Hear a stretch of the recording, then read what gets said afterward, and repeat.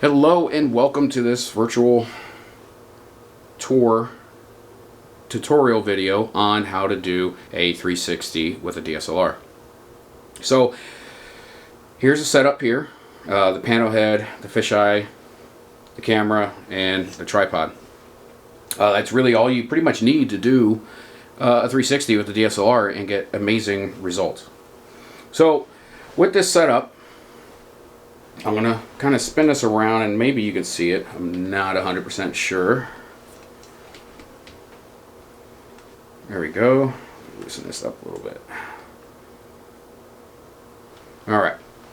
So on my screen here, I have pretty much my settings. Over here on the dial, I have it. I put it on priority or aperture priority. On here, it's called AV on a Canon. Other ones I think are AP. I guess it depends on the brand. Refer to the manual and they'll tell you how to put it on aperture priority. You can also do it in manual. I tend to like to just generally put it on aperture mode. Makes it a little bit easier, a little bit quicker, and it works well for me. Now I want to do bracketing with these shots, so I will show you that. So let me go into the menu, and I apologize about it being up and down. Every camera is different, so refer to your manual on how to do bracketing shooting. So AEB is another term for it. So here I'm just going to do +2, -2. Alright, let's get out of here.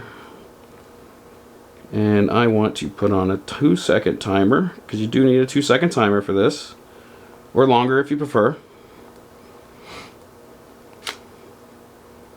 Alright. And this is telling me there's no card in the camera. Go figure.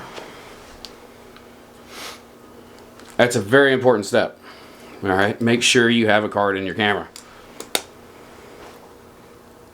Okay. So, starting off, you want to point this at in between like a bright area and a dark area to start off. Never point it at a window where there's bright light coming in. The sunlight's coming in, it's bright. It's gonna kind of, it'll make that one segment darker than the rest, and then it's a real pain in the butt in post-processing to actually get it right.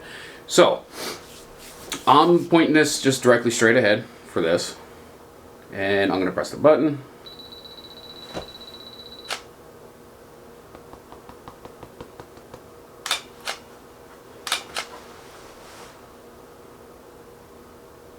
Normally it doesn't take this long. It's just because it's kind of low light in this room.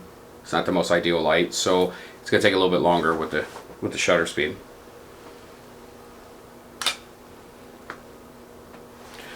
So another thing I want to touch on is your aperture on these. I generally run, I guess it depends on what you're doing. I generally run around 8 to 11 is what I'm running for the aperture. For this right now, I'm going to open it up a little bit more just so that it's a little quicker. So I do 4 shots horizontally. So every 90 degrees. This panel head will click every 30. So 1, 2, 3, and here you are. You're at a 90-degree angle from your original shot.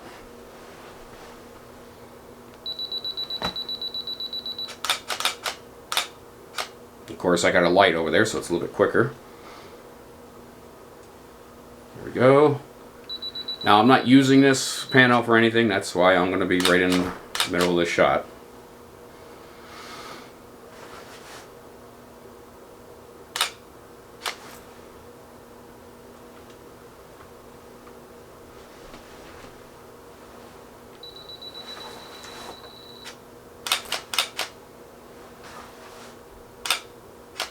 Okay, so now I did here 90 degrees this way, 90 degrees this way, and 90 degrees that way.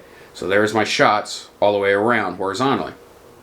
So you can do it two different ways. Generally, I bring it right back to my starting position, and then I'm going to do the zenith, or the straight up shot. You make sure everything is nice and straight, of course.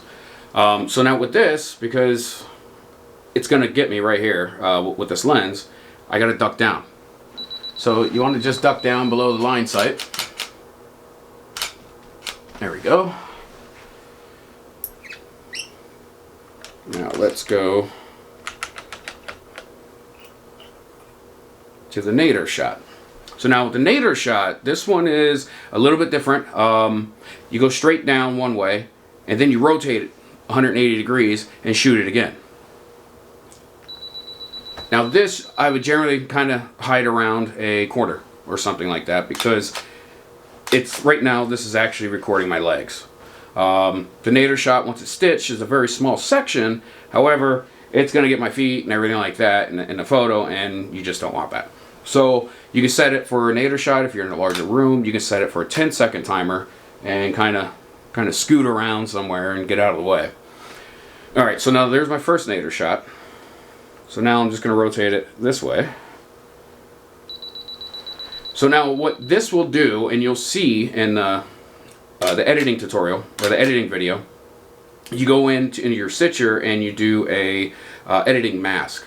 And you can mask out pretty much, I don't know how well you can see it on here, pretty much this section of the tripod on each sides. So then all you're left with is just the center post. And that's much easier to remove in post-processing than it is to remove all of this and all of that. So it's pretty much hitting from here down and over when you take these nadir shots. So by flipping it, you're going to be able to easily remove those two, and the data that's on each side is going to be put there. So there's going to be no loss of data behind this area and underneath this area. So it helps. And that's pretty much it. That's a full 360. So enjoy, and I hope this helps.